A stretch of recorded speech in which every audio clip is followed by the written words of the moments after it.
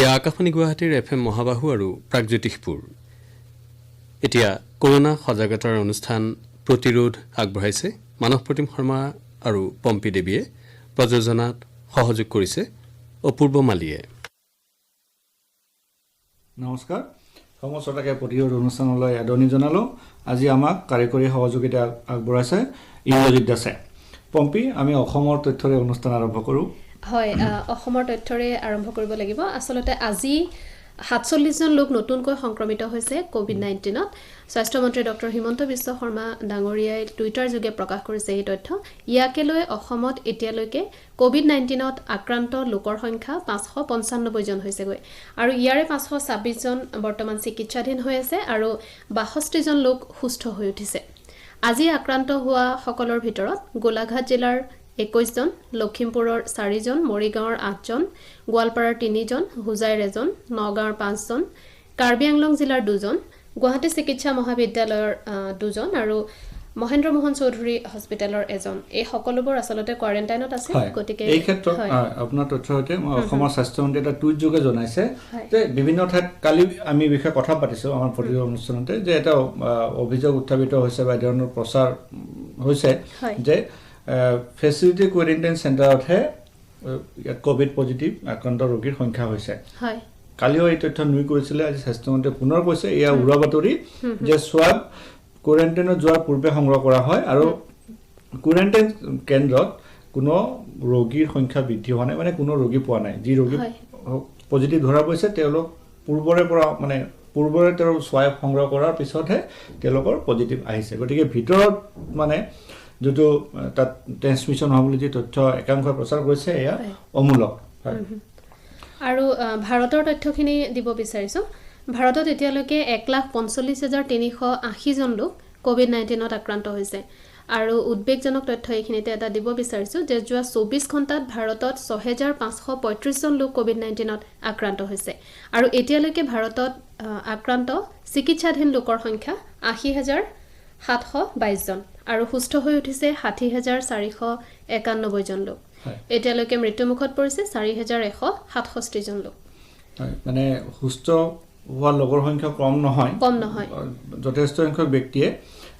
ইতিমধ্যে সুস্থ হৈ উঠিছে। হয়, কিন্তু সকলোৱে সাৱধান হোৱা উচিত, ছ'চিয়েল ডিষ্টেঞ্চিং পালন কৰা উচিত আৰু যদি প্ৰয়োজন নহয় ঘৰৰ পৰা ওলাব নালাগে। হয়, এতিয়া কোভিড-19ৰ লগতে অসমত বানপানীৰো সমস্যাৰ সৃষ্টি হৈছে। কালি বিয়লি পৰ্যন্ত ৫খন জিলাত প্ৰায় ৩০,০০০ ব্যক্তি বানত ক্ষতিগ্ৰস্ত হৈছিলে। আমি এই বিষয়ে কথা পাতিম। এতিয়া আমাৰ সৈতে টেলিফোনত সংযুক্ত হৈছে আছাম ষ্টেট ডিজাষ্টাৰ মেনেজমেণ্ট অথৰিটিৰ ৰাজ্যিক প্ৰকল্প সমন্বয়ক শ্ৰীযুত পংকজ চক্ৰৱৰ্তী ডাঙৰীয়া। আমি তেখেতৰ সৈতে কথা পাতোঁ। হেল্ল'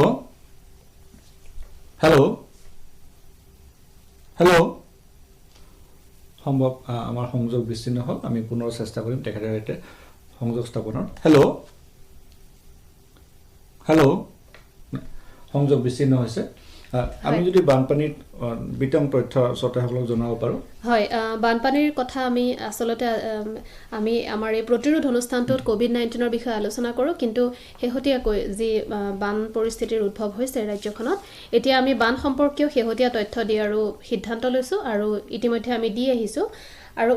এইখিনিতে মই জনাব বিচাৰিছোঁ যে বৰ্তমানলৈ বানৰ ফলত ৫খন জিলাৰ ৩০,০০০ লোক ক্ষতিগ্ৰস্ত হৈছে। আপুনি ইতিমধ্যে কৈছে যোৱা কেইবাদিন ধৰি নেৰানেপেৰা বৰষুণ অব্যাহত আছে। আমি এতিয়া টেলিফোনত সংযুক্ত হৈছোঁ শ্ৰীযুত পংকজ চক্ৰৱৰ্তী ডাঙৰীয়াৰ সৈতে। আমি তেখেতৰ সৈতে শেহতীয়া পৰিস্থিতিৰ সন্দৰ্ভত কথা পাতোঁ। হেল্ল'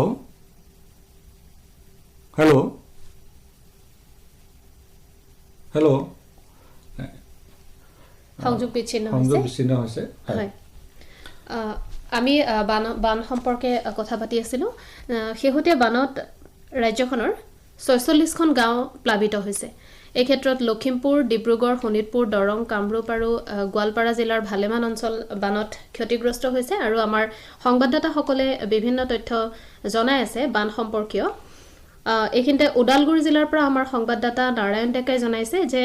জিলাখনত অব্যাহত থকা নেৰানেপেৰা বৰষুণৰ ফলত নোৱা নৈৰ জলপৃষ্ঠ বৃদ্ধি পাইছে আৰু তাৰ কাৰণে বান সমস্যাৰ সৃষ্টি হৈছে। আৰু এই ক্ষেত্ৰত আমাৰ ধেমাজিৰ সংবাদদাতাই জনাইছে যে জিলাখনত বান পৰিস্থিতি আজিও অপৰিৱৰ্তিত হৈ আছে, কেইবাখনো জিলাত কেইবাটাও অঞ্চলত জিলাখনৰ বান সমস্যা যথেষ্ট বৃদ্ধি পাইছে আৰু ওদালগুৰি জিলাৰ কলাইগাঁও নোৱানৈৰ বানপানীয়ে শিঙিমাৰীত থকা মথাউৰিটো ভাঙি পেলোৱা বুলি আমাৰ সংবাদদাতাই জনাইছে আৰু তাৰ কাৰণে 60টা পৰিয়ালৰ ঘৰবাৰী পানীত বুৰ গৈছে আৰু আজি অসম দুৰ্যোগ ব্যৱস্থাপনা প্ৰাধিকৰণৰ CEO তেখেতে গোৱালপাৰা জিলা ভ্ৰমণ কৰাৰ কথা কাৰণ এই হেহতীয়া বানত গোৱালপাৰা জিলা অধিক ক্ষতিগ্ৰস্ত হৈছে হয় আমি পুনৰ চেষ্টা কৰোঁ শ্ৰীযুত পংকজ চক্ৰৱৰ্তীৰ সৈতে কথা পতাৰ হেল্ল' হয় আপোনাক আমাৰ অনুষ্ঠানলৈ আদৰণি জনালো এতিয়া ৰাজ্যৰ হেহতীয়া বান পৰিস্থিতি সন্দৰ্ভত প্ৰথমে শ্ৰোতাসকলক জনাব নেকি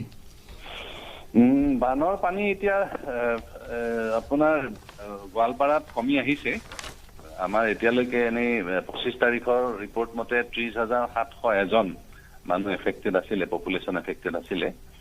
আৰু আমাৰ লখিমপুৰত ৰিলিফ দিয়া হৈছিলে তো এতিয়া কিন্তু আমাৰ পানী কমি আহিছে আৰু বিপদসীমাৰ ওপৰৰে মাত্ৰ দুখন নৈ বৈ আছিলে এই দুখন হ'ল জিয়াবৰালি আৰু ইফালে মাৰি গতিকে এতিয়া কিন্তু অকমান স্থবিৰ হৈছে আৰু গোৱালপাৰা বা আন ঠাইতে আমাৰ পানী কমি আহিছে আৰু এতিয়া যেহেতু COVID-19ৰ এই সোশ্যাল ডিস্টেন্সিঙৰ কথা কোৱা হৈছে নিশ্চয়কৈ এতিয়া বানৰ সমস্যা অসমত দেখা দিলে গতিকে জিলা প্ৰশাসন কিদৰে সক্ষম হৈ উঠিছে দুৰ্যোগ ব্যৱস্থাপনা প্ৰাধিকৰণ আপোনালোকে কিদৰে সাজু হৈ উঠিছে আমাৰ জিলা দুৰ্যোগ ব্যৱস্থাপনা বিভাগ ইতিমধ্যে সকলোৱে ফিল্ডত কৰি আছে কোভিডৰ কাৰণে আৰু সমানে আমি সাজু হৈছো বানপানী যদি হয় বানপানীত হেৰি কৰাৰ কাৰণে বিভিন্ন ধৰণৰ আমাৰ ৰিলিফ কেম্পৰ ক্ষেত্ৰত আমি এইবাৰ বিশেষ ধৰণে সাৱধানতা অৱলম্বন কৰিব লাগিব এই ক্ষেত্ৰত বিশেষ আমাৰ গাইডলাইন আমি ডিষ্ট্ৰিক্টবিলাকক দিয়া হৈছে আৰু এইবাৰ প্ৰত্যেকটো ৰিলিফ কেম্পত কিমান মানুহ থাকিব আগতীয়াকৈ সেইটো হিচাপ কৰি জনোৱা হ'ব মানে বহু মানুহ একেলগে যাতে সোমাই নাযায় ছ'চিয়েল ডিষ্টেন্সিংটো যাতে থাকে প্ৰত্যেকজন মানুহে যাতে মাস্ক পিন্ধে স্যানিটাইজাৰ যাতে ইউজ কৰে হাইজিনিটি যাতে ইউজ কৰে এই গোটেইখিনি কথা মানে যিখিনি আমাৰ কোভিডৰ কাৰণে যিখিনি সাৱধানতা ল'ব লাগে সেই সাৱধানতাখিনি এবাৰ বেছিকে ৰিলিফ কেম্পত আমি ল'ব লাগিব কাৰণ সেই সময়ত আমাৰ গোটেই প্ৰশাসন যন্ত্ৰটো বানপানীৰ লগত ব্যস্ত হৈ থাকে ইতিমধ্যে কোভিডৰ লগত ব্যস্ত হৈ আছে সেই সময়ত যদি কিবাকৈ কোভিডৰ কেছ বাঢ়ি যায় বা ওলাই যায় তেতিয়াহ'লে এটা সাংঘাতিক বিপৰ্যয় হ'ব যথেষ্ট সাৱধানতাৰ মাজেৰে ৰিলিফ কেম্পসমূহ চলাব লাগিব আৰু এই সম্পৰ্কে আমি ডাইৰেকশ্যনছ অলৰেডি জিলাবিলাকত দিছোঁ আৰু প্ৰয়োজন হ'লে ধৰক NDRF বা SDRF বাহিনী কিদৰে সক্ষম হৈ থাকিবলৈ নিৰ্দেশ দিছে হয় ইতিমধ্যে NDRF SDRF নিজৰ জাগাত তেওঁলোকে নিজৰ স্থান লৈছেগে বিশেষকৈ আমাৰ গাঁও যোৰহাট ধেমাজি গুৱাহাটী পাটগাঁও আৰু ইফালে ইটানগৰৰ পৰা 12 বেটেলিয়ান যিটো আছে NDRFৰ তেওঁলোক সাজু পৰ্যায়ত আছে আৰু প্ৰায় 9টা জেগাত তেওঁলোকে অৱস্থান কৰিব দিয়া তিনচুকীয়া শিৱসাগৰ ঠিক তেনেকুৱা এনেকে গোটেই 9টা জেগাত NDRF থাকিব সষ্টম অৱস্থাত আৰু SDRF 40টা জেগাত ইতিমধ্যে তেওঁলোকে পজিশ্যন লৈছে প্ৰত্যেকৰ লগত নিজা বোট বা এনেকুৱা ধৰণৰ সঁজুলি আছে সেই সঁজুলিসমূহ লৈ পেলাই সাজু অৱস্থাত আছে হয় মানে আপুনি এই বাৰ্তা দিব বিচাৰিছে যে প্ৰয়োজনৰ মানে বান পৰিস্থিতিৰ সন্মুখীন হ'বলৈ ৰাজ্য প্ৰশাসন বা NDRF SDRF সম্পূৰ্ণৰূপে সাজু হৈ উঠিছে হয় সাজু হৈ আছে কিন্তু এই সুযোগতে মই জনাম যাতে প্ৰত্যেকজন মানুহে আমাৰ ছ'চিয়েল ডিষ্টেন্সিং আৰু হাইজিনিটিটো এই সময়ত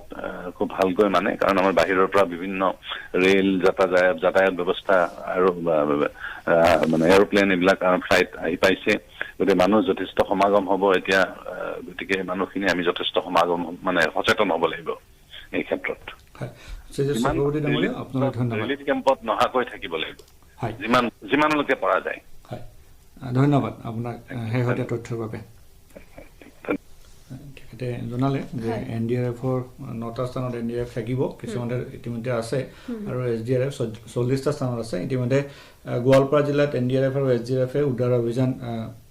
আৰম্ভ কৰিছে ইতিমধ্যে সম্ভৱ পৰহি আৰু কালি তেওঁলোকে উদ্ধাৰ অভিযান কৰাৰ প্ৰয়োজনীয়তা আহি পৰিছিলে আৰু আমি ইতিমধ্যে জনাইছোঁ আজি CEO মুখ্য কাৰ্যবাহী বিষয়ে গোৱালপাৰা জিলা ভ্ৰমণলৈ গৈছে আৰু অসম মন্ত্ৰীসভাৰ কেবিনেটৰ বৈঠক অব্যাহত আছে আজি খানাপাৰাত থকা অসম প্ৰশাসনিক পদাধিকাৰী মহাবিদ্যালয়ত তাত কেবিনেটৰ বৈঠক অব্যাহত আছে আমি শেহতীয়াকৈ যি তথ্য লাভ কৰোঁ আমাৰ শ্ৰোতাসকলক জনাই যাম হয় এইখিনিতে মই কোভিড সম্পৰ্কীয় এটা তথ্য দিব বিচাৰিছোঁ CBSE কেন্দ্ৰীয় মাধ্যমিক শিক্ষা পৰিষদে 10ম আৰু দ্বাদশ শ্ৰেণীৰ বাকী থকা যিখিনি পাঠ্যক্ৰম সেয়া সম্পূৰ্ণ কৰিবলৈ পাঠদানৰ ব্যৱস্থা কৰিছে আৰু দেশৰ 15,000 পৰীক্ষা কেন্দ্ৰত 1 জুলাইৰ পৰা 15 জুলাইলৈ পৰীক্ষা অনুষ্ঠিত হ'ব এই ক্ষেত্ৰত তেওঁলোকৰ যিখিনি বাকী থকা পাঠ্যক্ৰম সেইখিনি সম্পূৰ্ণ কৰিবলৈ CBSE সিদ্ধান্ত গ্ৰহণ কৰিছে হয়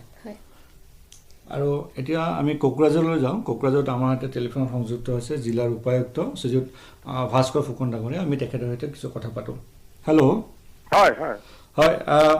শ্ৰীযুত ফুকন ডাঙৰীয়া আপোনাক আমাৰ অনুষ্ঠানলৈ আদৰণি জনালোঁ ইয়াৰ পূৰ্বে আমি যেতিয়া কথা পাতিছিলোঁ আপুনি পৰ্যটন বিভাগৰ দায়িত্বত আছিলে আজি কোকৰাঝাৰ জিলাৰ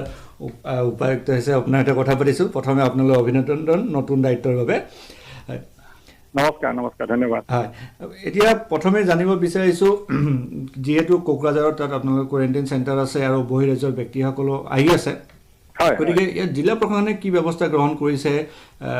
প্ৰথমে এই বিষয়ে জনাব নেকি যিসকল বাহিৰৰ পৰা ব্যক্তি আহে তেওঁলোকৰ পৰীক্ষা কৰাৰ বাবে মই জনাইছোঁ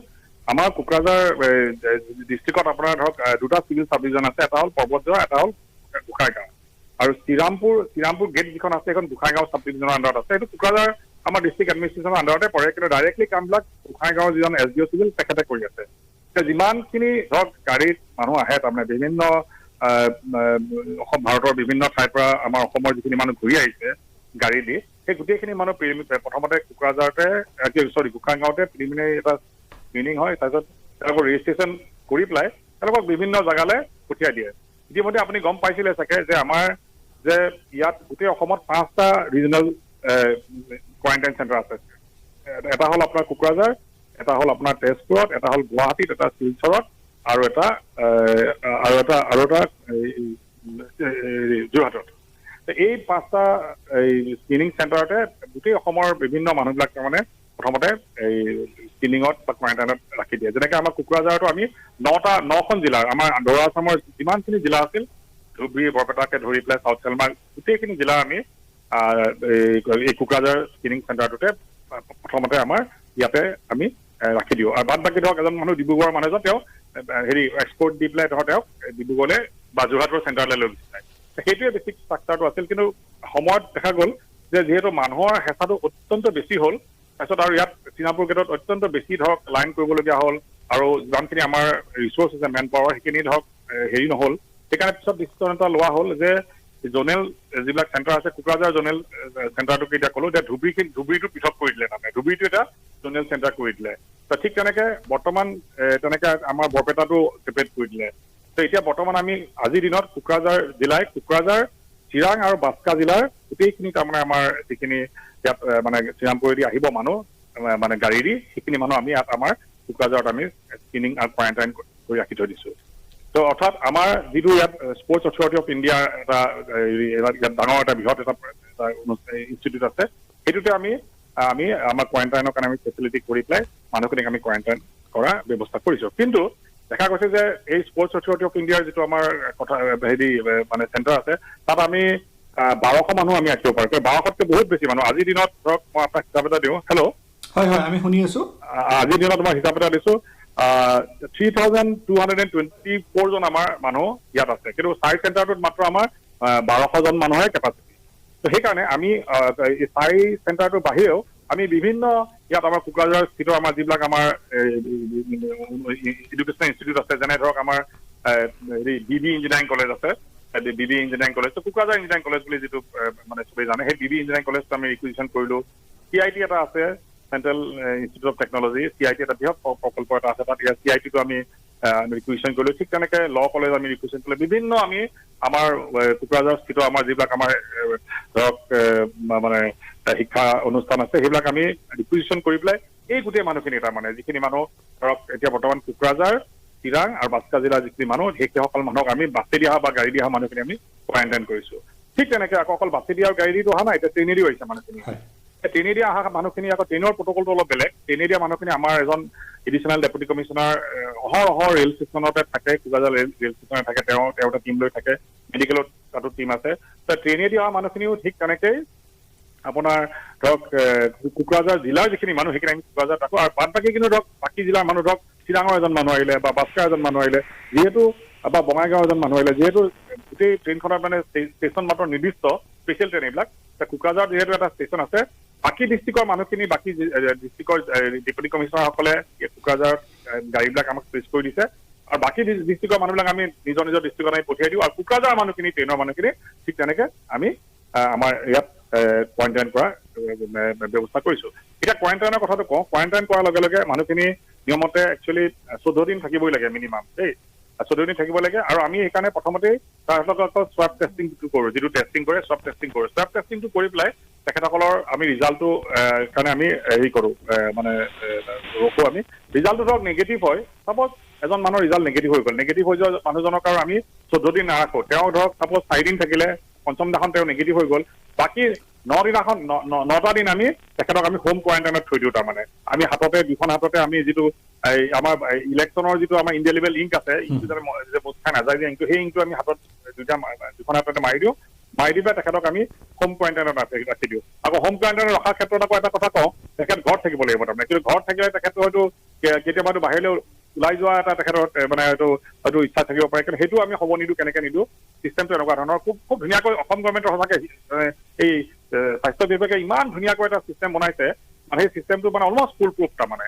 মই আপোনাক কৈছো যে ডিষ্ট্ৰিক্ট যিটো আমাৰ ছাৰ্ভিলেঞ্চ অফিচাৰ এজন আছে দেই ডিষ্ট্ৰিক্ট ছাৰ্ভিলেঞ্চ অফিচাৰজনে along with his team including the ASHA worker তেখেতসকলে ধৰক এজন মানুহ হোম কোৱাৰেণ্টাইনত থৈ দিলে এখন গাঁৱত মানুহজন আছে তেওঁ অহৰহ তেওঁ ঘৰত আছেনে নাই চাব সমাজখনক সতৰ্ক কৰি দিব যে এইজন মানুহ হোম কোৱাৰেণ্টাইনত আছে এইজন মানুহ যাতে ঘূৰি নুফুৰে সেইটো এটা ব্যৱস্থাও আছে ইতিমধ্যে আমি তৃণমূল পৰ্যায়ত এতিয়া ধৰক মানুহ যদি অসমৰ বাহিৰৰ মানুহখিনি যদি অনবৰতে আহিয়ে থাকে ধৰক আমাৰ ধৰক শ্ৰীৰামপুৰ আহি থাকে আমাৰ যি 3খন আমাৰ জিলা আছে যিটো আমি যিখন মানে কোকৰাঝাৰ চিৰাং আৰু বাস্কাৰ যিটো আমি দায়িত্ব লৈছোঁ তাত ধৰক মানুহ যদি আমাৰ এই কোৱাৰেণ্টাইন চেণ্টাৰ বাহিৰেও যদি আৰু চেণ্টাৰ লগা হয় সেইটো মানে আমি এটা প্লেনিং কৰিলোঁ এনেকুৱা ধৰণৰকৈ চৰকাৰে আমাক এটা নিৰ্দেশ দিছে হেল্থ ডিপাৰ্টমেণ্টে যে আমি কনষ্টিটুৱেঞ্চি লেভেল আমি কিছুমান কোৱাৰেণ্টাইন চেণ্টাৰ আমি খুলিছোঁ এইটো লোকেল MLA গৰাকীক লৈ পেলাই আমি কনষ্টিটুৱেঞ্চি লেভেল আমি এখন আমি কোৱাৰেণ্টাইন চেণ্টাৰ এটা খুলিছোঁ যেনেকৈ আমাৰ ইয়াত কোকৰাঝাৰ ছাব্বিছৰ আমাৰ 3জন আমাৰ মাননীয় বিধায়ক আছে তেখেতক লৈ পেলাই মিটিং কৰি পেলাই আমি এটা কনষ্টিটুৱেঞ্চি লেভেল আমি কমিটিও খুলিছোঁ যাতে আমি ধৰক এজন ধৰক কোকৰাঝাৰৰ এজন মানুহ ধৰক ভিতৰৰ গাঁও এখনত থাকে তেওঁ আহিলে বাহিৰৰ পৰা তেওঁ যাতে সেই গাঁৱৰ ওচৰতে তেওঁক যাতে আমি কোৱাৰেণ্টাইন কৰি ৰাখিব পাৰোঁ সেইটো ব্যৱস্থা এটা কৰিবলৈ আমি এটা প্ৰয়াস কৰিছোঁ সেইমতে আমি কনষ্টিটুৱেঞ্চি লেভেল কোৱাৰেণ্টাইন চেণ্টাৰ আমি ইতিমধ্যে খুলিছোঁ ইয়াৰ উপৰি আপোনাক মানে কথা ক'ব খুজিছোঁ মই আৰু বিশেষকৈ মোৰ কাৰণে এইটো ভাল হ'ল যে মই ধৰক নতুনকৈ সোমোৱাৰ কাৰণে মানে নতুনকৈ মানে একদম I am started from the বিগিনিঙৰ পৰা মই পঢ়ি ল'লোঁ গোটেইখিনি পঢ়ি লোৱাৰ পাছত মানে এইখিনি আমি আপোনাক মানে ক'ব পাৰিছোঁ মই এতিয়া কথাটো হ'ল ইয়াত আকৌ আমি এইখিনি কাৰ্যকৰী দিশত আমি এইখিনি কৰি আছোঁ ঠিকেই কিন্তু মই ৰিচেণ্টলি কোকৰাঝাৰ ভিতৰৰ অঞ্চলত কিছুমানত গৈ মই দেখিলোঁ তাত মানে সমাজ ব্যৱস্থাটো অতি সুন্দৰ মানে মানুহবিলাকে অতি সুন্দৰভাৱে থাকে আৰু প্ৰায় মানে কৃষিজীৱী মানুহবিলাক কিন্তু তেখেতসকলে এই কৰোণা ভাইৰাছকে শুনিছে হয় কিন্তু যে আমাৰ ছ'চিয়েল ডিষ্টেঞ্চিং যিটো আমাৰ সামাজিক যিটো দূৰত্ব যিটো মানে অটুট ৰাখিব লাগে সেইটো তেখেতসকলে মই কৰা দেখা নাই আৰু আমি যিবিলাক মাস্ক পিন্ধিছোঁ কিছুমানে পিন্ধিছে মাস্ক কিছুমানে পিন্ধা নাই তেওঁ মানে কম্পালচৰিলি তেখেতসকলে পিন্ধা নাই এইটো কাৰণে আমি এটা ইতিমধ্যে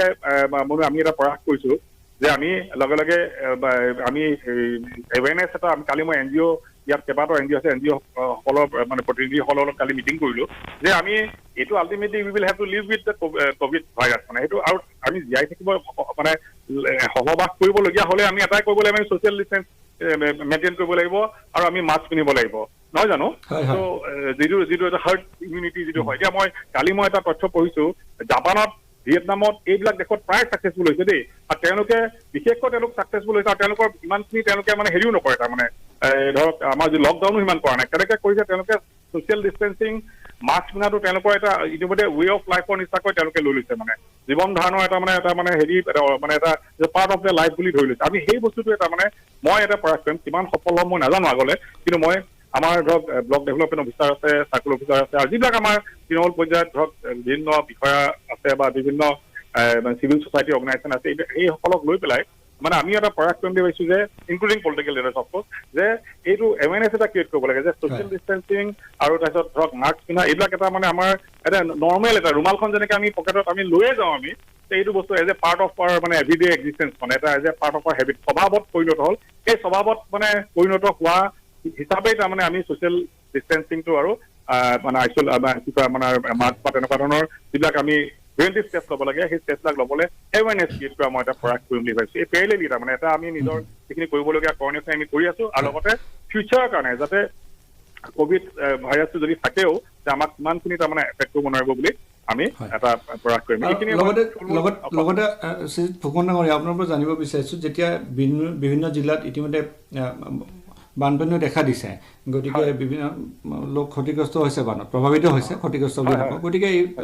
পৰিপ্ৰেক্ষিতত জিলা প্ৰশাসনে কি ব্যৱস্থা গ্ৰহণ কৰিছে কোকৰাঝাৰ জিলাৰ বাবে? মানে বানপানীৰ ক্ষেত্ৰত কৈছে আপুনি? হয়,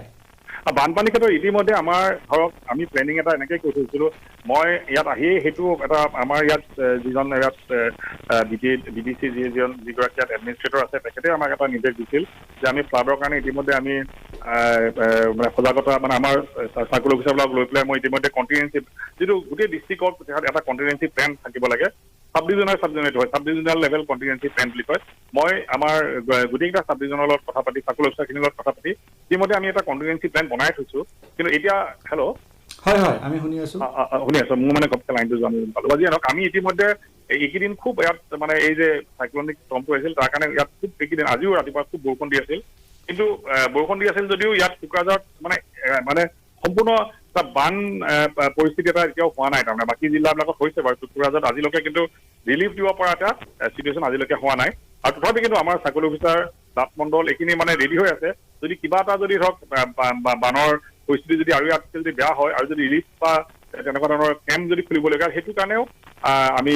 প্ৰস্তুত আছোঁ। আৰু এইবাৰ কিন্তু আমি কেম্প খুলিবলগীয়া হ'লে আমি চাৰ্কুল অফিচাৰখিনিক এটা নিৰ্দেশ দিয়া হৈছে বা তেখেতসকলেও জানেই কথাটো যে কেম্পবিলাকো আমি উইথ ছ'চিয়েল ডিষ্টেঞ্চিং আমি খুলিব লাগিব। এইখিনি আমি অলৰেডি প্লেনিং আমাৰ বৰ্ডত আছে। কিন্তু যদি সঁচাকৈ বান এটা আহি যায়, ইয়াত আকৌ বানপানীটো অলপ বেলেগ ধৰণৰ, ইয়াত মানে ব্ৰহ্মপুত্ৰখন ওচৰেদি বৈ যোৱা নাই, কিন্তু ভূটানৰ পৰা ইয়াত দুটা প্ৰব্লেম হয়। ভূটানৰ পৰা মানে কেতিয়াবা এই ডেমবিলাকত পানীটো এৰি দিয়ে, পানীটো এৰিলে ইয়াত মানে ফ্লেছ ফ্লাড হয়, মানে ফ্লেছ ফ্লাড হ'লে মানে খুব সোনকালে ফ্লাডটো আহি মানে ধ্বংস কৰি পেলাই আকৌ পিছত কিন্তু আকৌ এইটো মানে হঠাৎ নাইকিয়া হৈ যায়। তাতে কিন্তু যিখিনি ক্ষতি কৰে মানে বহুত বেছি ক্ষতি কৰে। আৰু দ্বিতীয়তে ইয়াত সৰু নদী যিবিলাক আছে, সৰু নদী কেইবাখন আছে, সেইবিলাকে ধৰক এটা হঠাৎ ফ্লেছ ফ্লাড এটা কৰে তাৰমানে। কিন্তু তেনেকে ব্ৰহ্মপুত্ৰৰ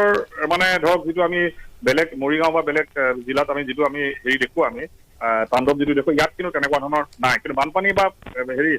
নেচাৰেল ডিজাষ্টাৰ ডেফিনেটলি হয়ে, কিন্তু হয় যদিও আমাৰ ধৰক আমি এই ধৰণে আমি ইয়াত আমি সন্মুখীন হ'বলৈ আমি প্ৰস্তুতি চলাই আছোঁ। হয়, শ্ৰীযুত ফুকন ডাঙৰীয়া আপোনালৈ ধন্যবাদ। আমি পৰৱৰ্তী সময়ত পুনৰ আপোনাৰ সৈতে কথা পাতিম। ঠিক আছে, ধন্যবাদ। ধন্যবাদ। হয় হয়, থেংক ইউ। তেখেতে জিলা প্ৰশাসনৰ গ্ৰহণ কৰি বিভিন্ন ব্যৱস্থাৰ লগত আমাক জনালে। আমাৰ ওচৰলৈ যেতিয়া অডিঅ' বাইট আহিছে, অডিঅ' মেছেজ আহিছে। প্ৰথম বাৰ্তাটো দিছে মানৱ অধিকাৰ আৰু সমাজকৰ্মী ডক্টৰ দিব্যজ্যোতি শইকীয়াই। আমি ডক্টৰ শইকীয়া ডাঙৰীয়াৰ বাইটটো যদি বজাই শুনাওঁ। নমস্কাৰ। হয়, আমি সকলোৱে জানো যে সমগ্ৰ পৃথিৱীজুৰি COVID-19 তথা কৰোণা ভাইৰাছে বহু মানুহক আক্ৰান্ত কৰিছে আৰু এই সময়ছোৱাত আমি অতি সাৱধানতা অৱলম্বন কৰিব লাগিব। আমি সজাগ হ'ব লাগিব। চিকিৎসা বিজ্ঞানে আমাক যি ধৰণৰ নিৰ্দেশনা দিছে, যি ধৰণৰ চৰকাৰে আমাক নিৰ্দেশনা দিছে, সকলো ধৰণৰ নিৰ্দেশনা আমি মানি চলি আমাৰ সমাজখনক, আমাৰ মানৱ জাতিক আমি আগুৱাই লৈ যাব লাগিব। এতিয়া কথা হ'ল যে মই অসমবাসীক ক'ব বিচাৰো যে বিভিন্ন ৰাজ্যৰ পৰা আমাৰ অসমলৈ এতিয়া বিভিন্নজন লোক আহি আছে, কিন্তু এই সময়ত আমি প্ৰতিজন মানুহকে যদি আমি সন্দেহ কৰোঁ যে তেওঁ কৰোণা আক্ৰান্ত হয় নেকি, তেওঁৰ লগত COVID-19 লৈ আহিছে নেকি, তেতিয়াহ'লে ই ভুল কৰা হ'ব। ই হ'ব এক অন্ধবিশ্বাসজনিত ঘটনা। কাৰণ যি বিশ্বাসত কোনো যুক্তি নাথাকে বা যি বিশ্বাসৰ কোনো সত্যতা নাথাকে, সি এই অন্ধভাৱে যাক আমি অনুকৰণ কৰোঁ, সি হ'ল অন্ধবিশ্বাস। এতিয়া কথাটো হ'ল যিসকল লোকৰ কৰোণা হৈছে বা COVID-19 হৈছে, তেওঁলোকক আইচলেশ্যন কৰা হয়, তেওঁলোক সুকীয়াকৈ থাকে আৰু তেওঁলোকক সুচিকিৎসা প্ৰদান কৰা হয়। সুচিকিৎসা প্ৰদান কৰাৰ পিছত তেওঁলোক পুনৰ সুস্থ হৈ উঠে। কথাটো এনেকুৱা নহয় যে COVID-19 হ'লে মানুহৰ মৃত্যু হ'ব বা মৃত্যু মুখত পৰিব। যে যি হাৰত মানুহৰ মৃত্যু হৈছে তাতকৈ বহু বেছি গুণে বহু লোক সুস্থ হৈ উঠিছে, সুস্থ সবলভাৱে পুনৰ তেওঁলোক নিজৰ ঘৰলৈ ঘূৰি গৈছে। গতিকে আমি এই ধৰণৰ যিসকল ৰোগী, সেই ৰোগীসকলক আমি অস্পৃশ্যৰ দৃষ্টিৰে আমি চাব নালাগে, তেওঁলোকক আমাৰ বেয়া চকুৰে চাব নালাগে, তেওঁলোকক আমি ঘৃণা কৰিব নালাগে। যিটো ভাইৰাছ কোভিড-19ৰ যিটো ভাইৰাছ, সেই ভাইৰাছৰ বিৰুদ্ধে আমাৰ যুঁজখন, যে যিসকল ৰোগী কোভিড-19ত আক্ৰান্ত হোৱা যিসকল ৰোগী, সেই ৰোগীসকলৰ বিৰুদ্ধে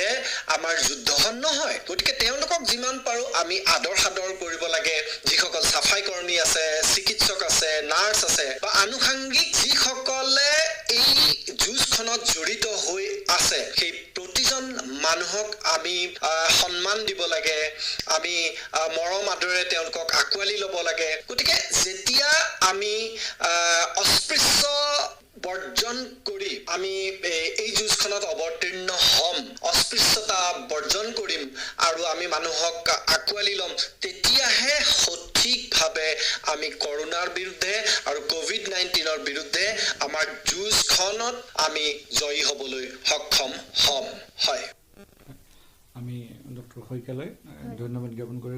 কৰিলোঁ। আমালৈ আন এটা অডিঅ' বাৰ্তা আহিছে, এইটো পঠাইছে লন বল খেলুৱৈ আদিনিতা কাকতি। আমি আদিনিতাৰ অডিঅ' বাৰ্তাটো যে বজাই শুনাওঁ।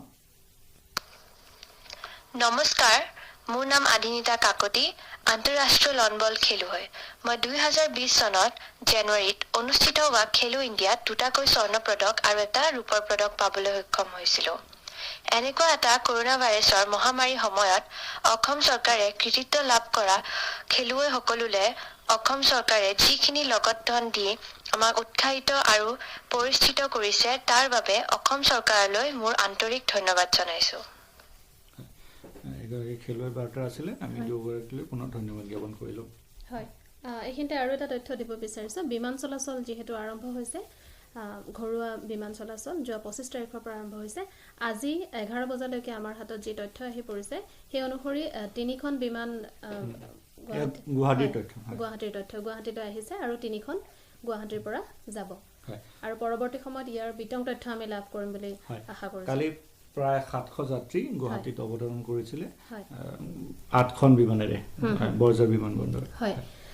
এইখিনিতে মই আৰু এটা তথ্য দিব বিচাৰিছোঁ। যিহেতু আমাৰ অনুষ্ঠানটো উৰা বাতৰি বা কিছুমান ভ্ৰান্ত ধাৰণা দূৰ কৰাৰ বাবে আমি যথেষ্ট প্ৰয়াস কৰোঁ আমাৰ অনুষ্ঠানৰ যোগেদি। এনেকুৱা এটা কথা ওলাই আছে যে নহৰু খালে কৰোনা ভাইৰাছ ৰোধ কৰিব পাৰি নেকি, কৰোনা ভাইৰাছ প্ৰতিৰোধ কৰিব পাৰি নেকি। আচলতে তেনেকুৱা কোনো কথা নাই।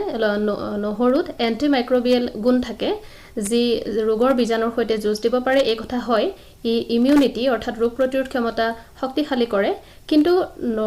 নহৰু খালে কৰোনা ভাইৰাছ ৰোধ কৰিব পাৰি বুলি এতিয়ালৈকে কোনো কথা প্ৰমাণ হোৱা নাই। কিন্তু ৰোগ প্ৰতিৰোধ ক্ষমতা বৃদ্ধি কৰাৰ বাবে নহৰু খোৱাটো প্ৰয়োজনীয়। হয়, আমাৰ আজি সময় প্ৰায় শেষ হ'ল। কাইলৈ আমি পুনৰ একে সময়তে প্ৰতিৰোধ অনুষ্ঠানলৈ উপস্থিত হ'ম। গতিকে তেতিয়ালৈকে ঘৰতে থাকক, সুৰক্ষিত থাকক, শুদ্ধ আৰু শেহতীয়া তথ্যৰ বাবে আকাশবাণী শুনি থাকক। নমস্কাৰ।